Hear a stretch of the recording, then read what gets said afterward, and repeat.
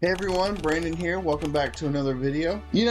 With entrepreneurship and the virality of social media, I think that a lot of people get this notion that overnight successes are the norm. Everyone wants to share, hey, I posted a video and it got 1 million followers or 1 million views in a week, or I made an excellent trade and banked 10 grand overnight, and all these, not retarded videos, but just videos that accentuate the outliers. And there's a reason why the 1% is the 1%, not 99%. There's a reason why there are more followers than there are leaders. There's a sense of unrealism when it comes to the success of entrepreneurship. And I think with social media and with those viral posts that I had mentioned, that this idea of an overnight success is kind of ruining our perception of what is, I guess,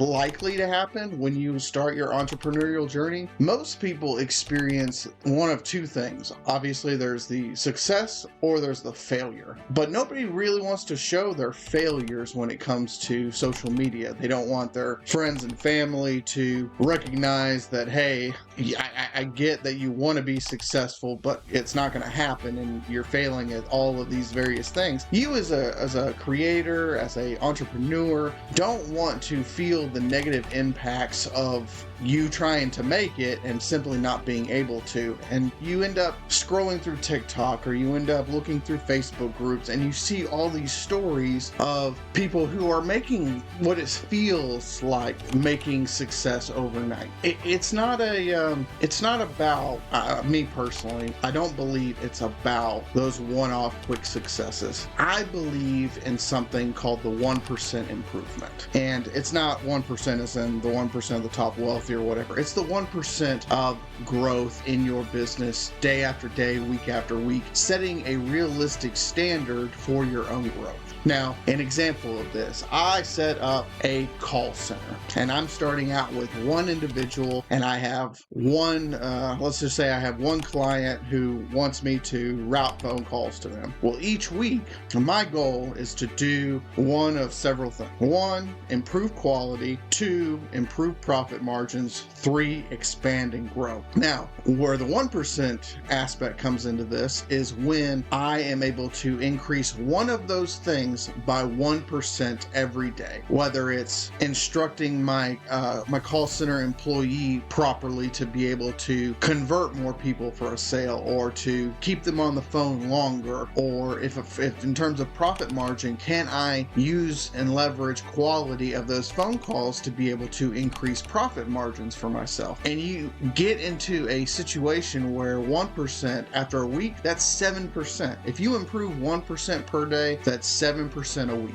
Multiply that out by another 7. So 7 by 7, 7 weeks out, you are now almost 50% better in a thing than you were 6-7 weeks ago. Utilizing that concept, you then can span out to 2-3 years, and you can look at yourself and think, wow, if I was looking from day 1 to day 700, for example, that's a 7-fold improvement increase over time. It's going to seem like an overnight success to some people, but they don't see your nuances, your struggles, your over time increasing all of the various attributes of your business to achieve what you believe entrepreneurship should entail. I think that a good shift in perception would be if people also encourage and advertise around their failures as well, because the realism that most people are going to fail is more likely. So I think that if we celebrate a sense of failure, but learning from those failures and pivoting away from them to create something successful, that would be more valuable to the everyday man than these one-off overnight successes by 20-year-olds who just struck it with good luck, or the people who inherited a certain amount of things and then was able to use that inheritance to make other things. That isn't the everyday person. That's not bringing it down to earth. That's simply using what your available assets are are to get more assets or more clout. And that's not everybody. If you're going to bring it to everybody's level, you have to understand everybody. Everybody is not going to have that 1% of luck. Everybody's not going to have that immediate available asset, or, you know, not everybody can take out a 50 grand loan and turn that 50 grand into 30, or sorry, not 30 grand, into 70 grand, and then turn around and saying, I made 20 grand in a month. That it's just not a realistic standard to live by. And so these behaviors of overnight successes accentuates bad habits, bad decision making, but it's not going to look bad because of the result. But all of the behaviors, all of the patterns, everything that leads up to those points, most likely is a bad system for a lot of people. So there was somebody, I can't remember if it was Grant Cardone or one of the other gurus, that made mention about if you're 15, buy your first house, or I can't remember what the exact story or video was, but essentially he was telling younger generations before I think it was around 16, 17-year-olds, he was like, go buy a house, or, you know, put a down payment on a house, or start getting into real estate to start building up your assets. And that's just not realistic for the available resources that most of people who are 16 years old are even able to do. If you can get your first job, and let's say the basic job, at 16 years old, and you're still having to pay for, you know, food, or pay for cell phone, or any of these other things, your excess cash at a minimum wage job is not going to be enough, and you haven't built your credit enough, or haven't had enough history in life enough that anybody would probably approve of that loan. And if you could get an approval of a loan, there's all the other